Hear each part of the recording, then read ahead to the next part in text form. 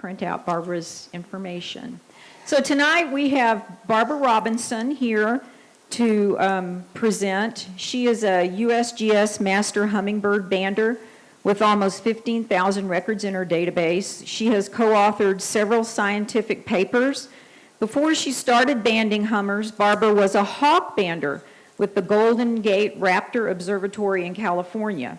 When she and her husband moved to the Sierra Foothills, she went from hawks to hummers and soon learned that hummers are a lot more challenging than hawks. Barbara will share how she captures these little jewels and describe the complexities in identifying the various species. Please welcome Barbara to our meeting. Thank you. You're going to switch it.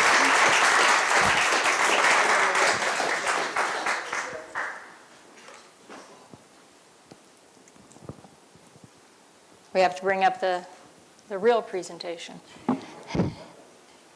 window. There you go, down there. Slideshow. Play from start. That didn't work. How do we do? Oh, okay. Great. Okay, I'd like to thank Audubon Prescott Audubon for allowing me to share what we've learned about hummingbirds through the years. I'll ask you, though, if you wouldn't mind holding your questions to the end, and then I'll try to answer them then. So, do we want to kill some of the lights? Or it's pretty bright up here.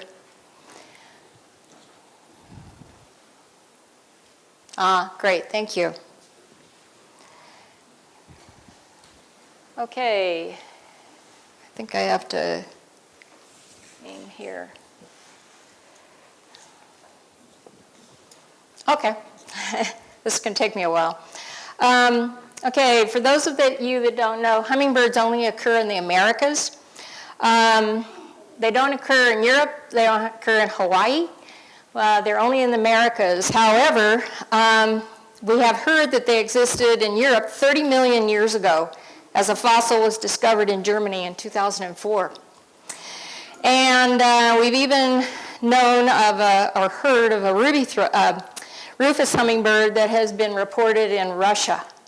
So they have gone up all the way over to Russia.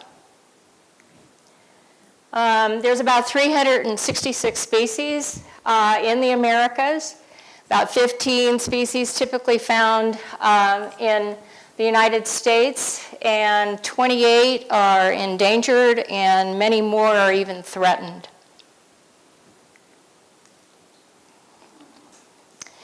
I'm going to show you the birds that we typically found in Mariposa County, which is home of Yosemite, but they're also very similar to the ones that we have here in the Central Highlands.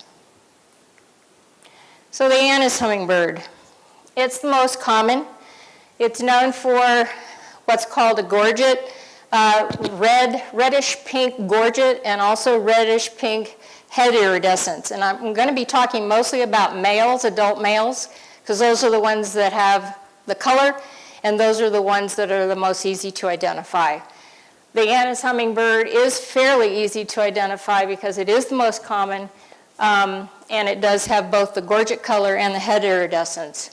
This bird here is a female, and they usually have a little bit of gorget coloration in their throat, but other than that, they're not as colorful as the adult males. The Costas hummingbird is basically a desert bird. This bird is the same genus as the Annas, but they're found in the desert, and these birds do migrate. The Annas, I should have mentioned, some of them migrate, some of them don't. We're still trying to understand the reasons why they do and don't migrate. But the Costas is basically a desert bird. We had them in California, in the Yosemite area, but they migrated in and out.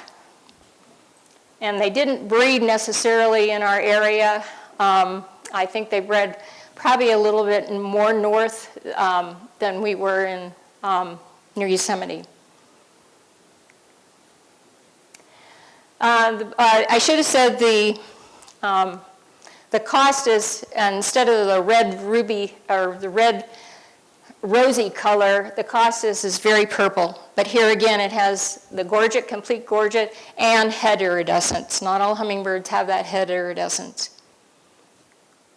Black chin, common in this area as well as the Sierra Foothills. It's known for its black head, and the male is known for its black head, and it has a violet band under that black head. The female has no coloration whatsoever.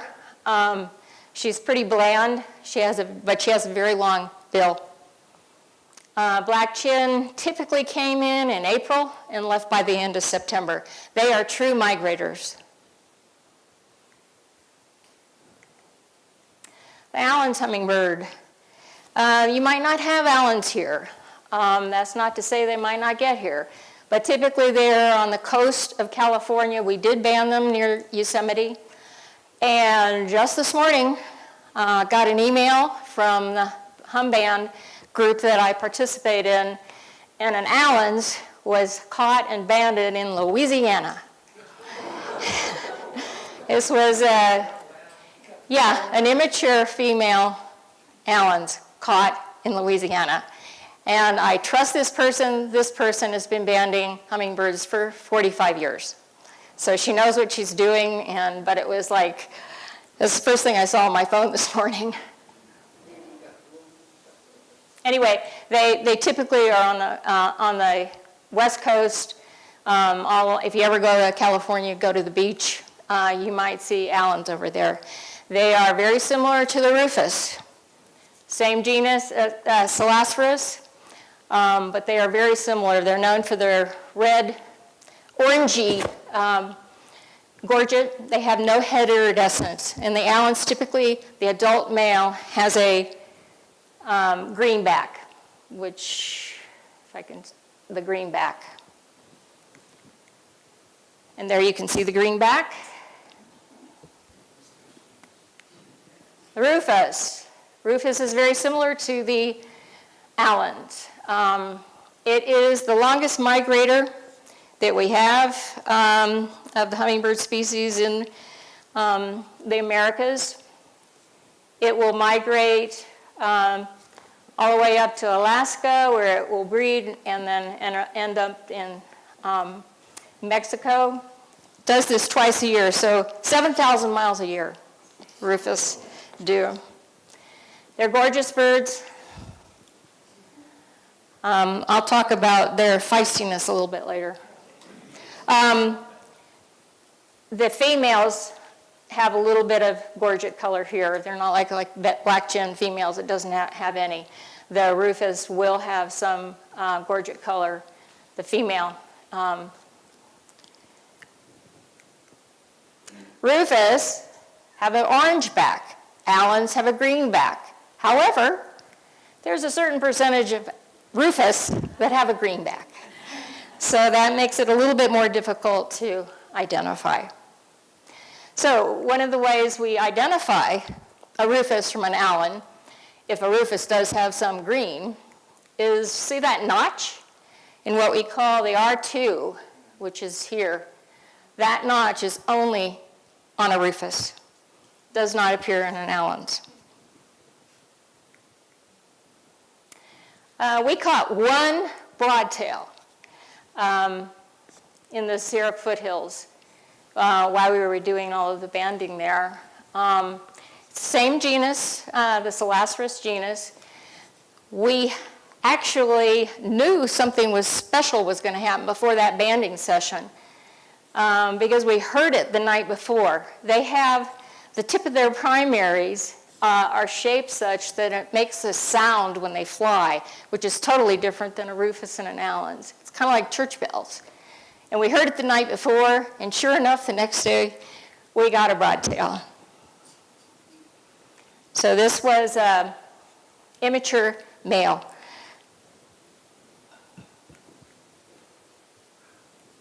Calliope. Okay, Calliope. It's the smallest hummingbird that you will see in this country. They're known for their candy-striped gorget, which they're beautiful little birds. A penny weighs 2.5 grams, a calliope weighs 2.8 grams. So when you see a calliope on a feeder, you may think it might be a young bird or whatever. Anyway, the hummingbirds are full size, full grown when they leave the nest. So if you see a hummingbird that's very small on your feeder, it's not a young bird, it's a calliope. It's likely a calliope. They're very, very small. Actually, we have had calliope that weigh less than a penny. So, but they didn't breed in our area. They're true migrators. They usually came in May, and that was it. Occasionally we saw them on the southern migration, but mostly it was the northern migration. Okay, hummingbirds are pollinators. They typically choose non-fragrant flowers. They're different than bees. They can visit 1,000+ flowers on a daily basis. They typically go for flowers that are tubular in shape. A lot of people say, what should I plant? We planted what was called Zaschneria, which is the upper left here. It's a California fuchsia. I think it probably would grow here. Anyway, they loved it. Salvia is also a very popular plant for hummingbirds. This was monkey flower down here. Columbine is a wildflower that grows that they love to come to. And manzanita. Manzanita is very, very popular for hummingbirds. They also consume tree sap and small insects. This was what was called a wavy leaf soap plant. They grow about 4 feet high, 4 or 5 feet high, and at 4 o'clock in the afternoon, they open up. Well, they're full of insects. So the hummingbirds, we would constantly see the hummingbirds coming to them at 4 o'clock, opening their bills so that the insects would fly in. Pretty amazing, and they loved it.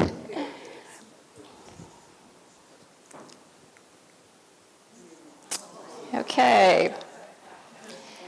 The average, I should have also said relative to hummingbirds, they do what's called hawking. So they fly with their bill open, and they catch insects that well. They need insects for protein, but they will do what's called hawking. So if you see a hummingbird fly with its mouth open, it's taking in insects.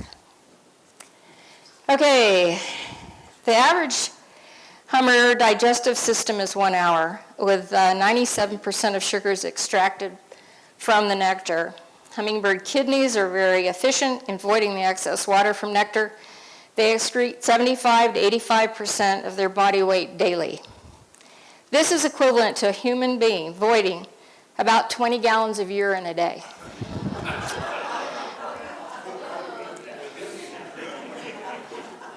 Hummingbirds don't suck up nectar. They have a forked tongue. It's not a straw. They have a forked tongue, and they take about 13 licks per second.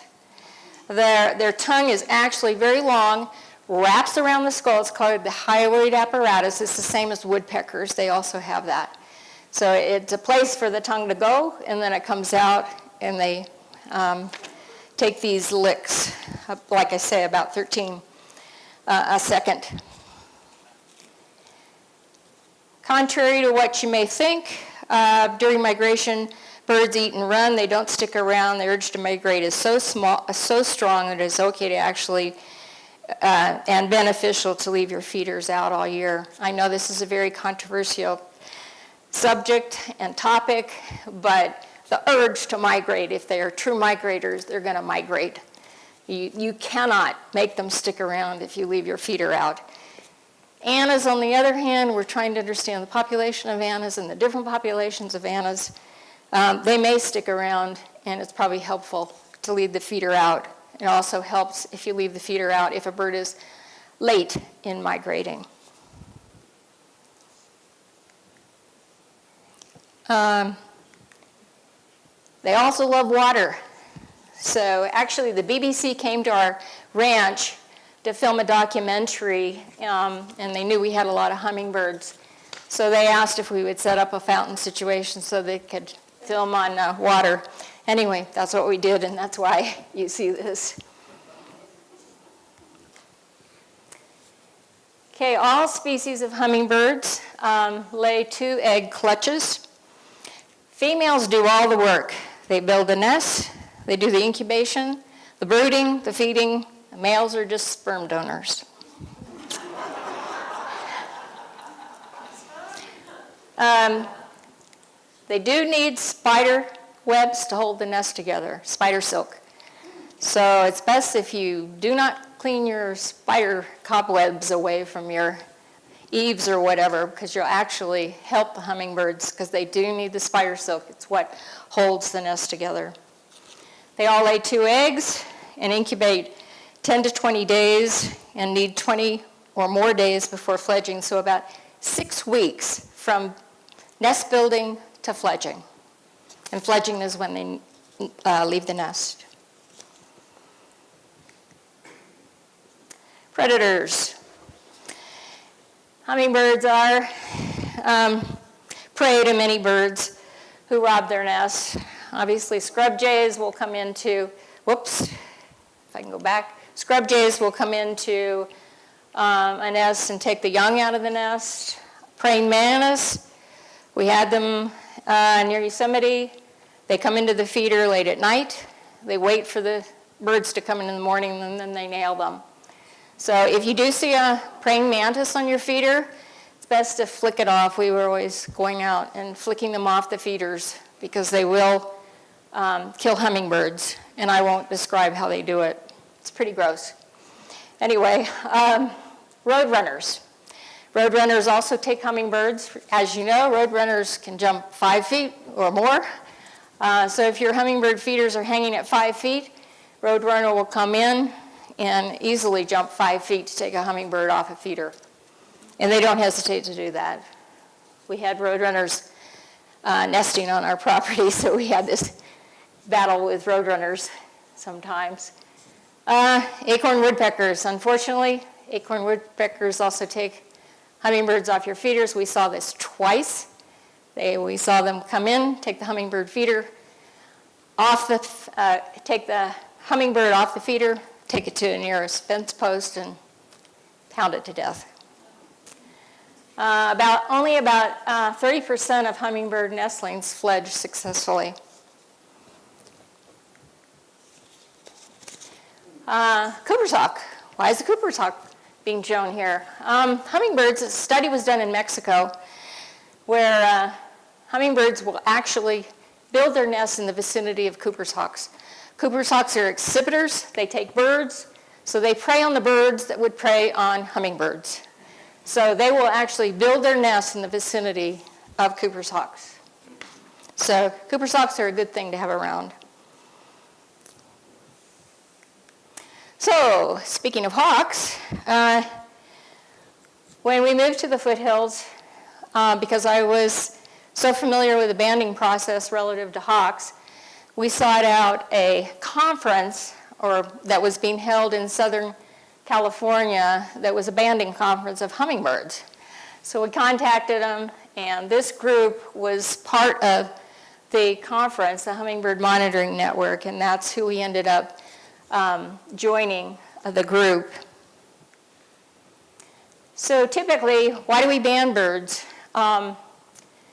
Obviously, the bird banding lab is back in Maryland, and they want to make sure that there is a reason for banding birds. So these are some of the reasons, is to study dispersal and migration, behavior and social structure, determining lifespan. We learn a lot about that.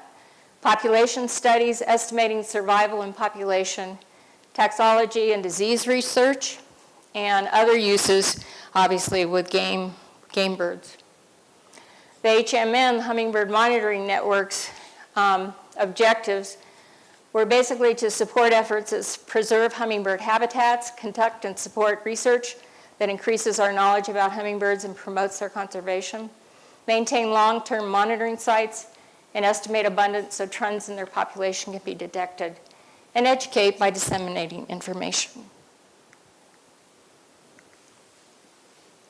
Okay, we trained in Southern California.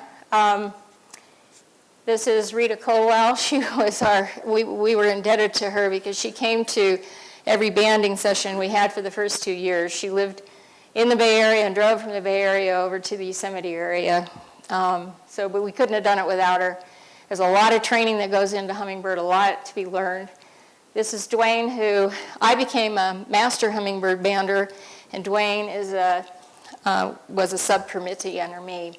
That's my husband, and he's right there being trained as well. The sites that we had, there were sites with the Hummingbird Monitoring Network in British Columbia, California, Colorado, Arizona, and Texas. Probably over 25 monitoring sites. We captured and processed each year approximately 12,000 birds. We counted visits when we weren't actually trapping. We counted visits that hummingbirds made to the traps with the feeders in them, about 80,000 visits a year. And each year, volunteers donated over 16,000 and drove approximately 50,000 miles to get to the banding sites. And it was tough in our area. You had to drive half an hour to get to us because we were in the middle of nowhere. At each hummingbird monitoring site, we had to maintain a patch of 5 feeders constantly. No other hummingbird feeders within 2 miles of the site. We banded once every 2 weeks from March through October. We trapped using 2 Hall traps, and those are these traps that you see up here. We began a half hour before sunrise, so we were in the dark. We banded for 5 hours, and we counted visits and escapes at the traps as well. These traps, obviously, are all under the USGS Department of the Interior. They regulate all of it. That's how we get our permits, is through them, and they also issue the bans. Here are the 2 traps that would be typically, we had 5 hummingbird feeders out all the time, and we reduced that to 2 when we had a banding session. And then those 2 feeders were inside these traps. These are called a Hall trap. And this is one of our volunteers extracting the hummingbirds from the trap. And each bird would be put into a little net bag, and they would be taken up to the banding station. The banding station basically consisted of 2 banders and a recorder for each bander. And as you can see, the hummingbirds waiting to be processed would be hanging on this device here. A band. Dwayne's going to pass around a band so you can actually see the size. And if you flip the sheet over, you'll see the numbers that we had to deal with. They're basically 1 letter and 5 numbers for each band. They're very tiny. We had to make the bands. A lot of banders, like hawks and other birds, they just order bands. Hummingbird banders have to make the bands. You have to cut them and you have to form them in their various sizes depending on the species. So that's what it looks like on a bird. It's basically would be equivalent to a human being wearing a watch. And currently, there you can see it blown up. Actually, if you're good with photography and you're taking a bird on a feeder that has a band, if the bird flies up and comes back down, sometimes that band will rotate and you can get the whole number. 5 digits. 5 digits, 1 letter.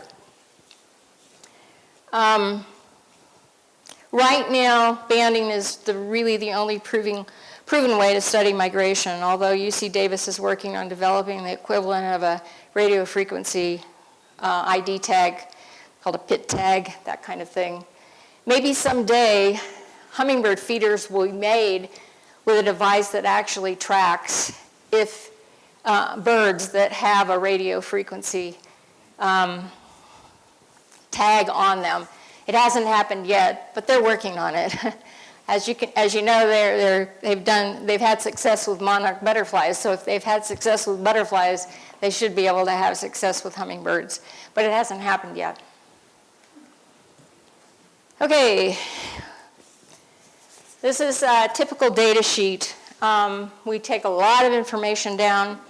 Age and sex ratios at different times of the year give us an idea of reproductive success.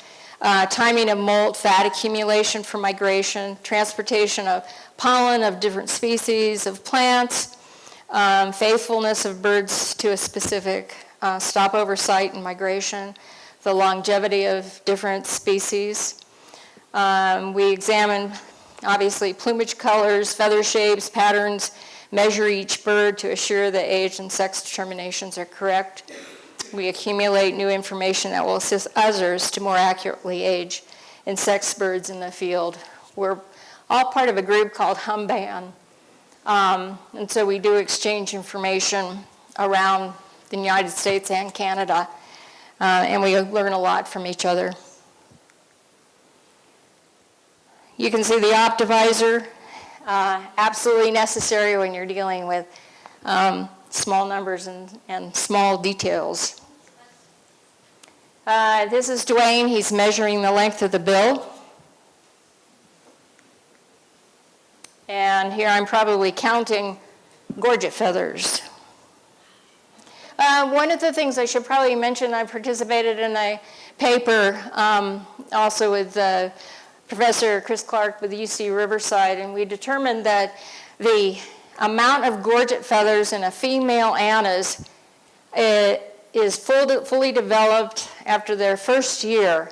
It's almost like a fingerprint, and it's very rare that it would change. So that gorget stays with them, and the number of gorget feathers stays with them for life.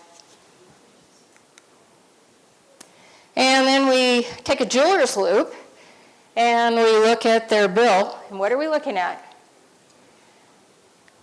This is called corrugations.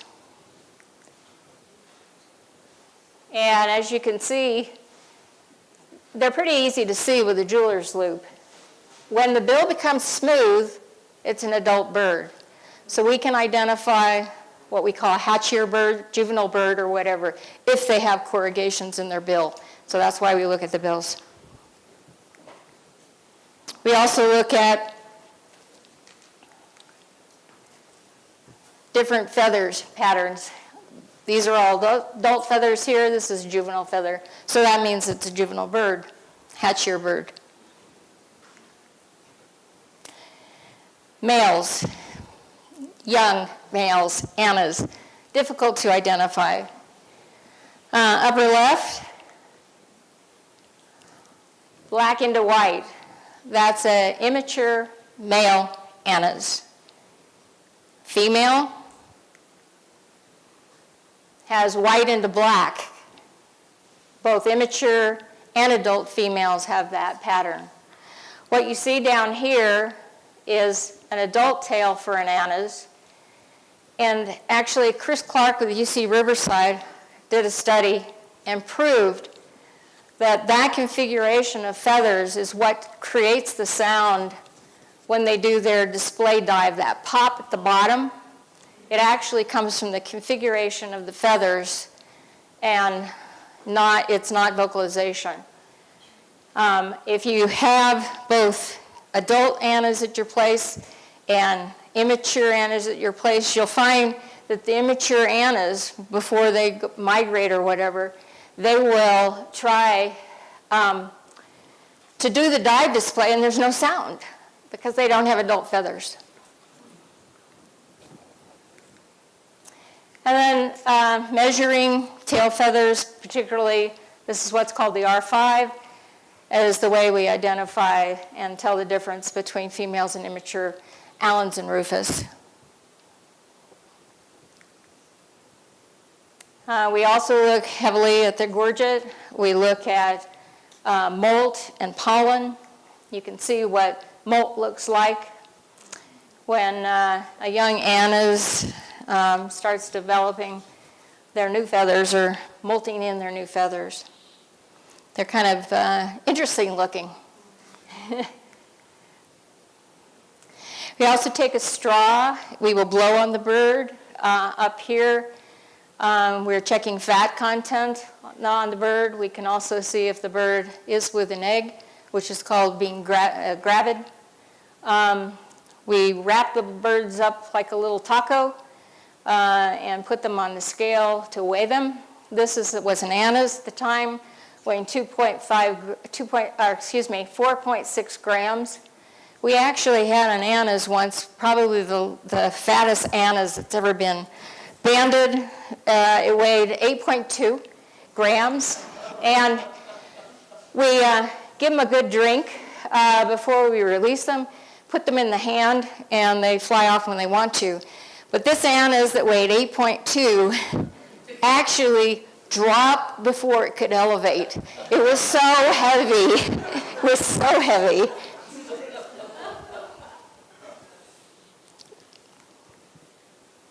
Okay, a little bit about what we've learned and how we did. This chart indicates the hummers captured. Here we have Arizona, California, Colorado, Utah, British Columbia. This was our site in the Sierra Foothills. We captured more hummingbirds than any other site in the network. About 54% were newly banded birds. 28% were birds we processed multiple times through a year. And 18% were returning birds from previous years. That's when you learn a lot of information, when a bird keeps coming back year after year. And this, again, counting the number of hummingbirds that enter the trap during the banding session. And that's us. We are about the 2,000-foot elevation in Mariposa County, home of Yosemite. The interesting part about our location is birds could travel to a high-low elevation very, very quickly. So they could be at a 2,000-foot elevation, and then, 15 minutes, half hour later, they can be at a 5,000-foot elevation. That's one of the reasons why we think there were so many hummingbirds in the Sierra Foothills in our location. We didn't have the species, though, that southeastern Arizona has. That's where, obviously, you see a lot of species. The species we had, about 85% were annas, 1% costas, 8% black-chin, less than 1% allens, 6% rufus, 1% calliope, less than 1% broadtail, we only had one, and unknowns, and let's go over that. Hard to believe, but these are hybrids. This here is a Anna's costas hybrid. Over here we have a rufus calliope hybrid. This is when two different species come together and they do breed. And obviously if you see them in the field, you have no idea. But when you have them in hand, you can do the measurements and you can hopefully determine what the combination is. And then he had some weird things going on. We have no idea what that was, but it wasn't a normal gorget or head iridescent. And obviously we'd have albino tail feathers and albino body parts, particularly with black chins. They ended up with a lot of albino parts and pieces. The one in the center was just an absolute gorgeous bird. And it was a calliope costas combination. It was a very small bird, but it had both head iridescence and the gorget, like a costas, but it was very small, and it did have some rufus coloration in its tail feathers. So we actually sent the information around, and one of us, a senior bander in Southern California, said that she thought it was Costus and Calliope that came together in the White Mountains of California, is where she thinks that the adults came together. Anyway, it was a gorgeous bird, and 2 weeks later, it came back. So we caught it twice. And this is a leucistic bird, not albino. This is Anna's female, an adult bird it was, which is odd that a leucistic bird would last very long, but anyway, it did. But it was gorgeous. And an albino would have a red eye. Leucistic, they would have a dark eye. So we never caught an albino, a complete albino. But this was fun catching this bird.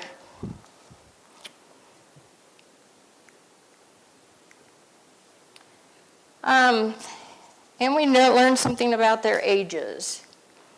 This was the oldest bird that we had at our location, 8 years old. This was an adult female Anna's. And then we learned, this is a female black-chin. Learned about this last year.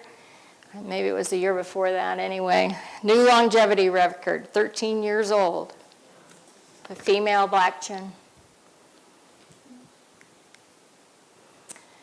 All roads lead to southeastern Arizona. We learn a lot from foreign recaps. What we call foreign recaps is when they're banded in one location and recaught in another location. But as you can see, southeastern Arizona, all birds want to go there. But this was interesting. We caught a hatch-year male rufus and banded it in July 2012. Recaptured 6 days later in Utah, 300 miles away, at least 50 miles per day it went. That was very, very, very interesting. And then just recently, this last year, we learned about a hatch-year female ruby-throated banded in September of 22 in Illinois and recaptured 3 days later in Houston, 840 miles away, at least 280 miles a day. I got a hold of the banders. I said, did you weigh the bird before and after? Because I was curious to know if it actually made the trip in 2 days or whatever, and maybe if they had examined and weighed the bird more for fat content, we would have learned a little more. Unfortunately, they didn't weigh the birds when they processed them, which is unusual, but happens. Okay, in breeding, some of the things that we've learned about breeding is this was black-chinned hummingbirds, weighed twice during the banding session, what they weighed before and what they weighed after they laid eggs. So we know that the females lost 0.5 grams between captures, which means an egg probably weighs that amount. And I put some Tic Tacs over there. That's about the size of a hummingbird egg. Is about the size of a Tic Tac. Dwayne, unfortunately, one time during a band session, nothing he could do about it, but a hummingbird laid an egg in his hand. That's why we know they're the size of a Tic Tac. We know that there was a Costus hummingbird, at least 8 years old. It was still breeding, and juvenile females are capable of breeding. And somebody was just being funny, taking the insect on the bill. Okay, and migration. Rufous hummingbirds are the longest migrator. They basically go up the west side of the Sierras, west side of the Sierras, and come down on the east side and even into the Rockies. They prefer forest kind of settings. But it's sad because the rufous, approximately 60% have declined since 1970. And we're trying to understand why. This is partners in flight, species of continental concern. We even did, just 3 years for the Hummingbird Monitoring Network, noticed the drop-off. So hummingbirds are in an evolving world. 2 billion people 100 years ago, now 8 billion. Overdevelopment leads to habitat destruction. Wildlife increased frequency, wildfire, increased frequency and density, intensity and timing, drought, grazing of livestock, and more deer and elk, changed vegetation, non-natives outcompete with natives, and invasive aliens, predators, plants, and diseases. And we know now, we all participated in this study with the Hummingbird Monitoring Network, that we did discover avian poxvirus in annas. It's one of the reasons why you really need to keep those feeders clean. What we can do to help: plant vegetation with nectar-producing flowers, plant natives, buy organic when possible, avoid pesticides and herbicides, rodenticides. That has more to do with owls, but very important to keep feeders very clean, prevent window collisions. I used to say use fake window screens. Actually, we had picture windows, non-operable picture windows, that we had fake window screens made for them. But it worked. They bounce right off of a screen. Decals, not so much, but we highly recommend, if you're going to put a feeder next to your structure or next to a window, using what I call a fake window screen, but it's actually screen material. It really does help with collisions. Provide water sources, they love water, and cover. If you don't have trees or shrubs on your property, you're likely not going to have hummingbirds. They like to go to a feeder, and then they like to go back to cover, which is trees or shrubs. So got to provide cover.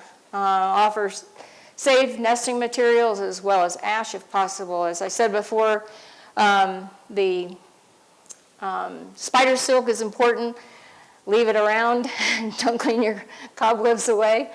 And ash, we would have burn piles. We had a lot of acreage, a lot of wood to burn in the winter anyway, and even actual wood fireplaces. We'd take our ash out once it had cooled. Hummingbirds will go to ash. They need the nutrients in ash, and we would see them frequently on the ash piles. And contribute to worthwhile causes like eBird. And I'll go over a little bit about the benefit of that. Okay. 1 part sugar to 4 parts water. You probably all know about that now. But it takes approximately 5 hummers to consume 1 ounce of nectar per day. That means if your hummers drain a quart feeder on a daily basis, you have 125 to 150 birds, depending upon the species. So it's really important, if you can keep track of how much sugar water your hummingbirds go through, you'll have a pretty good idea about how many different unique birds are coming to your feeders on a daily basis. 2 quarts, that means 300 birds, and so on. We went through about 2 gallons a day during the peak of the migration in the winter months. We went through about 20 pounds of sugar per week. Feeders, 1 part sugar to 4 parts water. No honey, no dye. The red base is enough to track them. You don't need the yellow flowers. They tend to attract bees. And actually, they're kind of proving that dye actually will harm the hummingbirds. So don't use dye. We had a hummingbird, I think it happened once during our banding process. What goes in comes out. We had red dye on our hands. So Clean, clean, clean, use a 5% solution. We used about a 5% solution of bleach if necessary. You don't want to have to do that, but if you've got a feeder that doesn't come apart, there's really no option. If you do use a very diluted solution of bleach, then let it air dry before you fill it up again.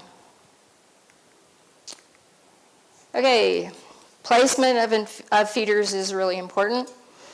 If possible, place them in the open and not hanging from trees or under the eaves. And place them together. These feeders are about 4 to 5 feet apart. So you can see there's a rufous, a black chin, and lots of annas there.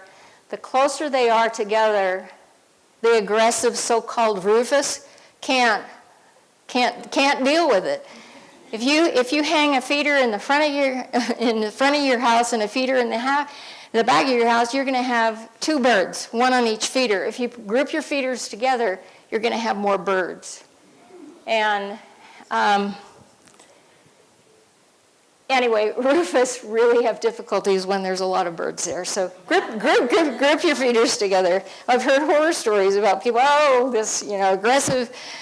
Their urge to migrate is so strong with the rufous that they will do anything. And if there is one feeder there, they're going to take it over. I'll take it over for 4 days. Anyway. I mentioned keeping track of sugar. Before we left California, we had a lot of wildfire in our area near Yosemite. This is one of the ones that we could see from our windows. But we did keep track of the amount of sugar. In 2014, we were going through about 800 pounds of sugar a year. But you can see the way it dropped off. And we think it was because of so much wildfire that forced the birds to go another route. These are all of the various species you see in the States. And one in particular I wanted to go over, which is the ruby-throated. We don't have ruby-throated in our area. But ruby-throated is an interesting bird in that it's got to get to the Yucatan Peninsula. So they used to think that the ruby-throated crossed the Gulf to go from the States to the Yucatan Peninsula. And in fact, oil riggers had even seen sightings of ruby-throated crossing. However, since the creation of eBird, you can see the path that ruby-throated took. And now we know, because of all of the reporting of ruby-throated sightings, that they probably don't go over the Gulf that much. They probably go around. And that's one of the benefits of contributing to eBird. These are some of the other birds seen in southeastern Arizona and Costa Rica. Somebody just went to Costa Rica. They have incredible birds down in Costa Rica. We've been a couple of times. Gorgeous birds down there, big, different, really wonderful. Some of the photographic credits of what went into this presentation. And let's talk a little bit about hummingbird trivia, because a lot of people like to know about this stuff. Approximately 1,650 to 1,750 feathers per bird. Normal temperature is 104 to 109. When in torpor, that's when they go into a mini hibernation, when it's very cold. Their temperature can drop to 54 degrees. They can reduce their basal metabolic rate from 1/3 of normal by entering torpor. Hummers are at the limit of the size for a warm-blooded animal. If they were any smaller, they would not be able to eat fast enough to keep up their body temperature. Heartbeat, 500 times a minute at rest, 1,000 times a minute when active, and 50 times a minute during torpor. Wing beat, 20 to 80 beats per second. They're true hovers. figure 8 pattern. They fly upside down and backwards. No other bird does that. They can fly 40 to 50 miles per hour and up to 500 miles without stopping. 6 days, 500 miles at 85 miles an hour per day is not unusual. They can consume 1.5 times their body weight in nectar daily. They have a crop, and they tank up and store more nectar than their digestive system can process immediately. That's why you'll often see hummingbirds sitting quietly rather than feeding continually. They'll come and feed, they'll go back and sit for 15 minutes, and they'll come back and feed and go back and sit for a minute, for 15 minutes. They're processing nectar from their crop. It takes about 4 minutes for a hummer to absorb half of their nectar in their crop. They have the highest metabolic rate of any animal on Earth. If we were to compare a human's metabolic rate to a hummer, a person would have to have a temperature of 750 degrees and consume 260 Big Macs a day to equal what a hummer needs. Okay, any questions?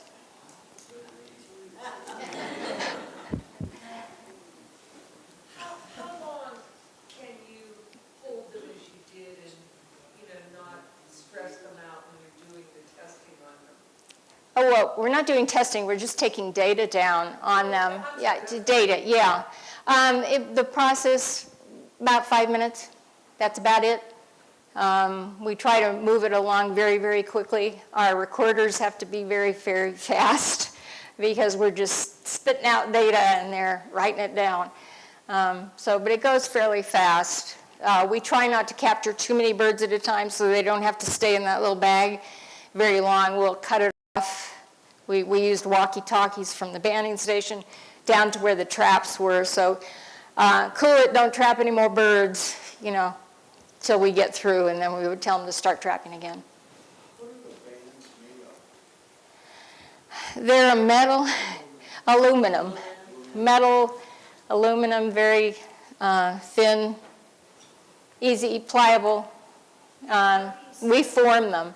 We actually have tools that actually form the size, form the roundness of the band. That's so different than other bird banders that all they have to do is close it off. But they don't have to form the bands. We have to form the bands. Any other questions? You said for the hummingbirds to not have the little yellow flowers on them, prevent the bees. But what else can you do to prevent bees on your hummingbird feeder? Remove the feeder for a few days. Hummingbird, wasps and bees will always go back to the same feeder location. You can move the feeder away a little bit, maybe 5 feet away, and it'll take them a while to find it. We did what a lot of hummingbird people that are interested in, particularly banders, when you have to get the insects away, the wasps and bees, we would do what's called platform feeding. So we would throw sugar water on the ground, and the wasps will go to that.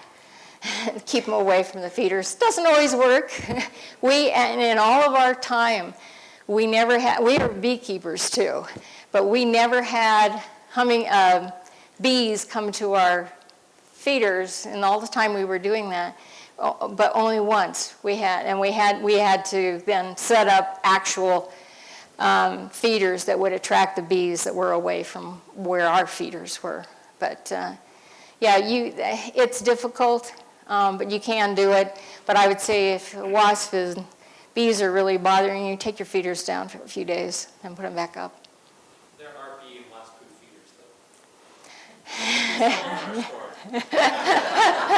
Sorry, commercial. They are really, really amazing bee and wasp-proof feeders. How big is the opening? They have a little plastic tip called the nectar guard tip that goes on the underside of the lid of the feeder. It is pliable, so a bee can't push through it, but a hummingbird's beak, because it's firm, can push through that rubber tip. Kind of like a nipple on a baby's body. Okay. Little cross cuts. So hummingbirds push their beak through, can drink, and they pull their beak out, the tip closes, and makes it completely bee and wasp-proof.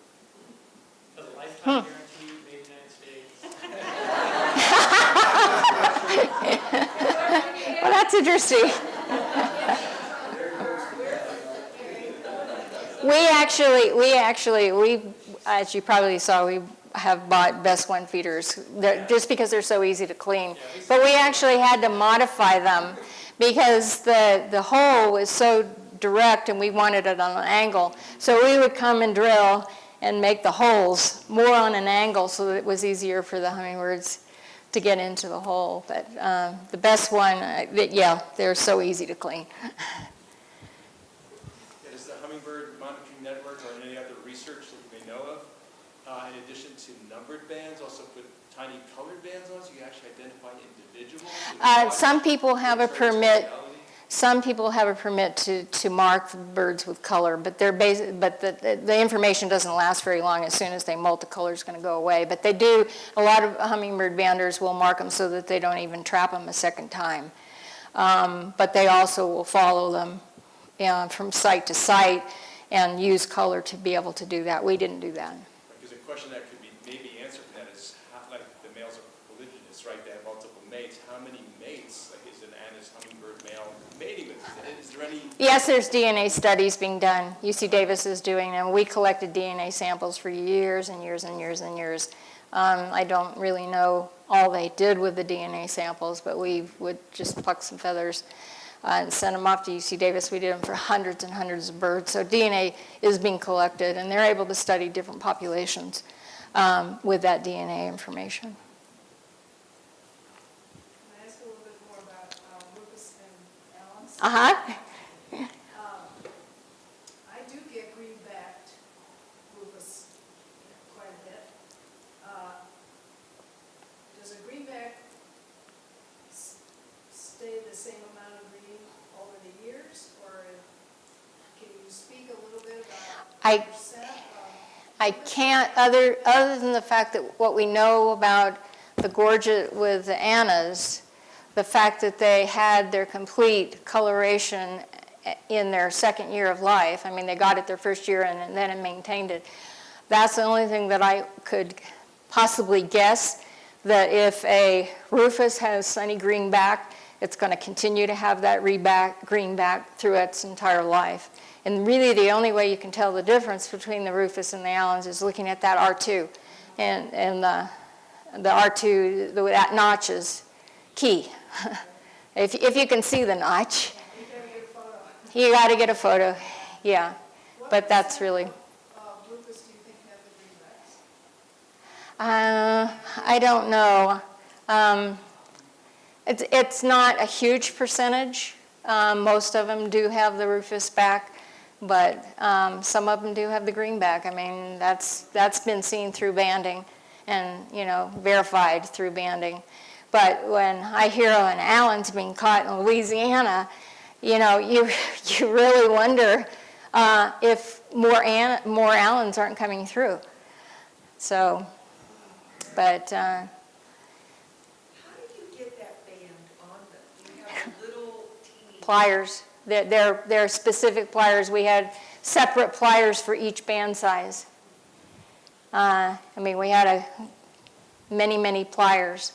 But you basically open it up. You open it up, and you put it around the bird, and then you have a banding pliers. And they're basically pliers with a little round hole, and that goes around it and crimps it together. How does the 6 weeks you said female sitting on eggs, right? From nesting, nesting. No, from building the nest to fledging. Oh, the females are incredible. Not to say anything about it. Males here, they do everything. They do everything. They build the nest. And they do all the feeding. And the males just, they. She flies away from the eggs and all. Oh, yes, she flies away and comes back. Oh, yes, constantly. Constantly. And I know, it's pretty amazing. It is, but they only have 2. Thank God they only have 2, because obviously there's a lot of birds that have many more chicks that they have to deal with. Do you have to, when they're in your hand, do you have to hold them? Yes, Okay. yes.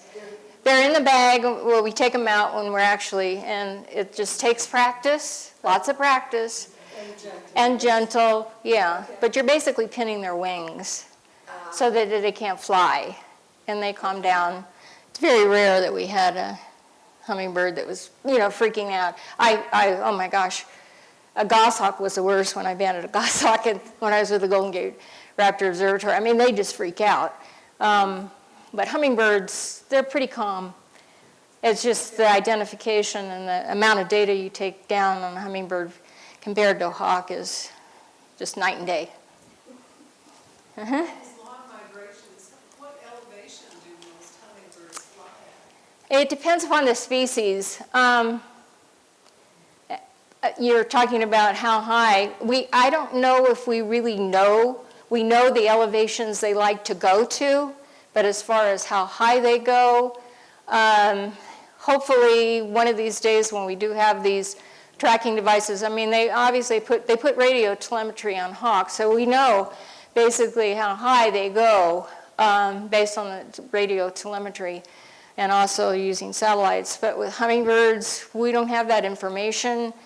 They fly pretty high, though. If they're going to fly that far, they're going to fly high. But then if they're coming down and feeding while they're flying, and then back up again, they're probably flying pretty low. So we don't really know, and we may not have that information until we are able to put radio tracking devices on them. And right now, they're way too heavy. It's a battery problem with radio tracking devices. The batteries are heavier than the hummingbird. So we can't do that yet. So What's the difference between the Rivoli and the Rufus? How do you tell the difference? that bird, well, obviously we don't have that bird. Let's see if I can go back. Okay, that's a Rivoli right there. Is that what you're talking about? That's a Rivoli. It used to be called a Magnificent. So it's quite different, and it's large.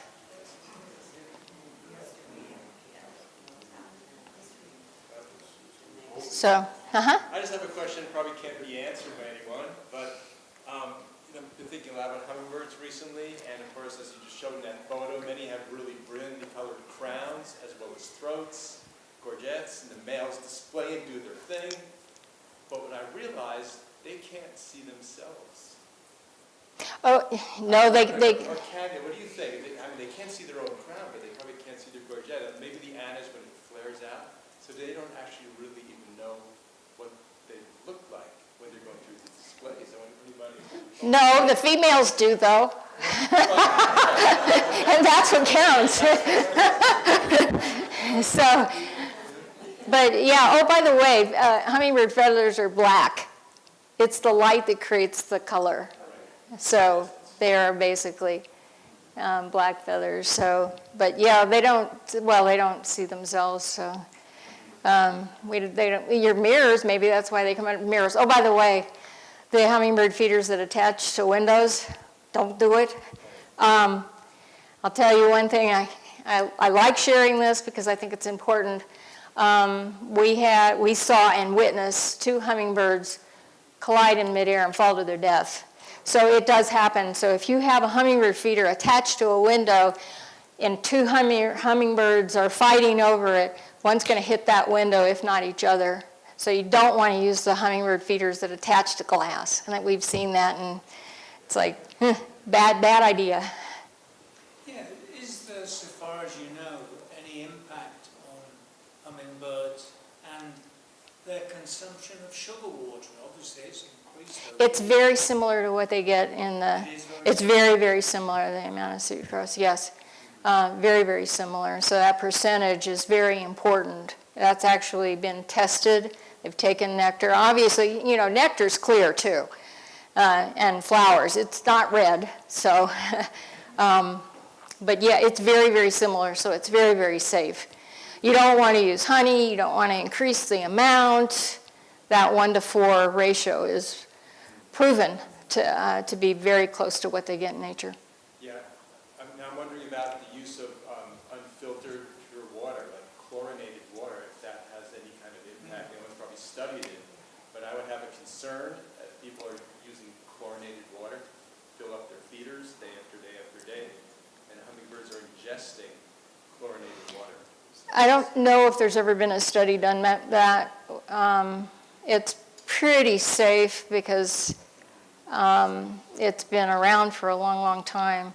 A lot of people like to boil the water beforehand. We got into the practice of either boiling the water or making sure the hot tap water was coming out really hot to melt the sugar, and then we'd add the amount to come up with the right proportion. But a lot of people like to boil it. But some people don't, so. Yes? What kind of care do you recommend if you want a feeder in an area like Phoenix that's very hot? In the summertime, even if you're hanging that in the shade, it's 110 outside, and I know you should clean it like every day and replace that, but what do you recommend to keep that nectar not so hot? That's a tough one. We had very few days that were hot where we were. But cleaning, I mean, almost, if you have, over 100 degrees, you want to clean your feeders quite often.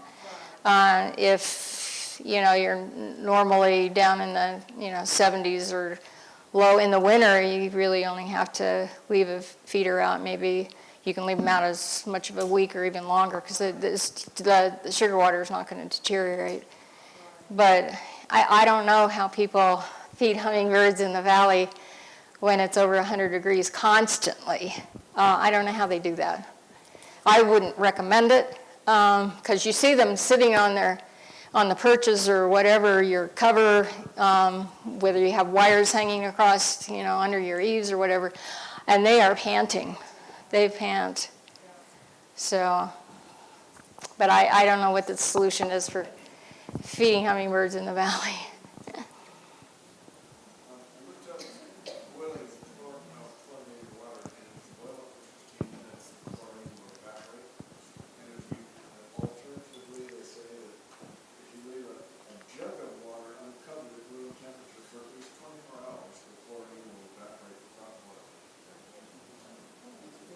Oh, that's good to know.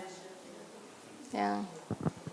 Well, it's a little bit after 8, so let's take one more question, and then we're going to, okay, there. I have always wondered about the value of sugar water in a feeder versus natural nectar in flowers. I cheer them every time I see them going for something I grow in my garden versus the sugar water in the feeder. Do you have any comments? I do have a comment about that. Every spring I'd get calls from people.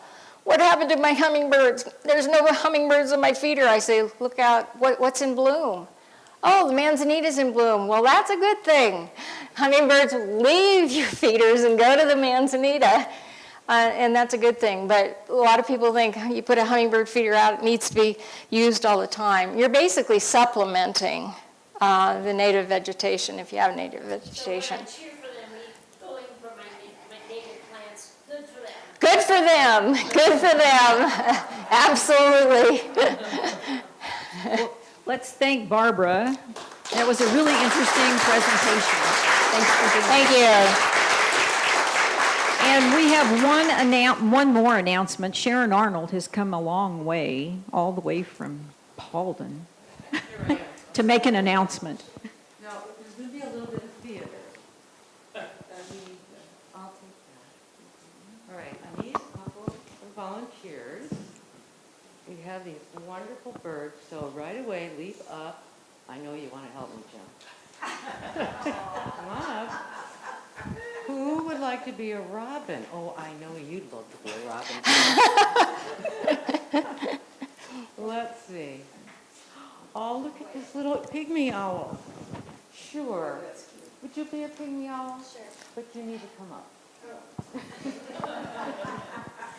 Okay, guess what? I just formed a birdathon team. Isn't this exciting? And we have 5 birds. No, 4 birds. Yeah. Now he needs to get up there. Well, where is the, oh, guy outside. All right, very good. Actually, we have more than birds. Look at this one. Mom has some little chicks going on. The birdathon is something that we do every May, and we've done it for years and years. And it is an incredibly important thing because we don't call you and ask you for money. We don't send you endless envelopes asking for money with long, 4-page letters. What we do is we form teams in May. It can be 2 people. I guess the team could be 1 person, but it wouldn't be that much fun.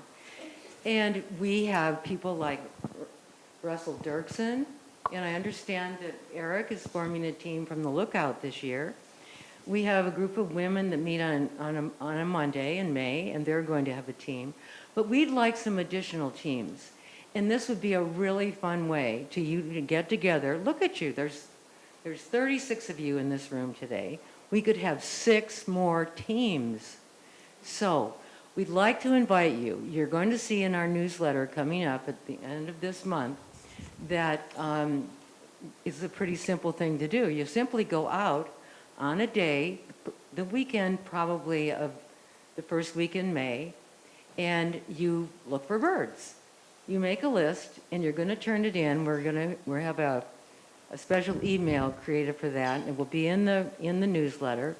You'll have a great time with whomever you gather with, and you'll help all of our education programs. The only way we fund our scholarships, our science awards, our things that we do for the schools, all those educational signs that you see at the lakes. In fact, we're just, again, refurbishing the ones that are at Willow and Watson Lake, and other things that we do for education come from the donations that we get at the Birdathon. And generally, you might ask, well, how much would I have to contribute?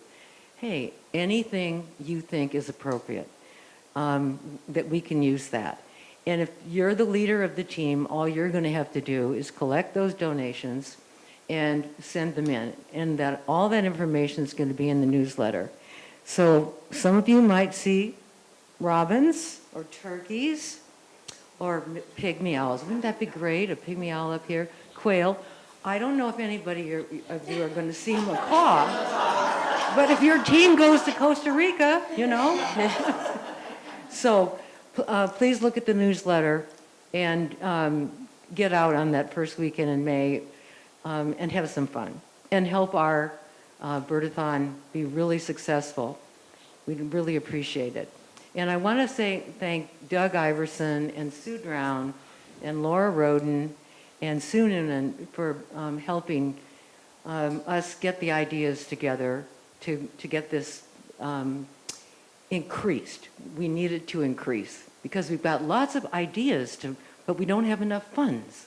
So please help us out. Thanks.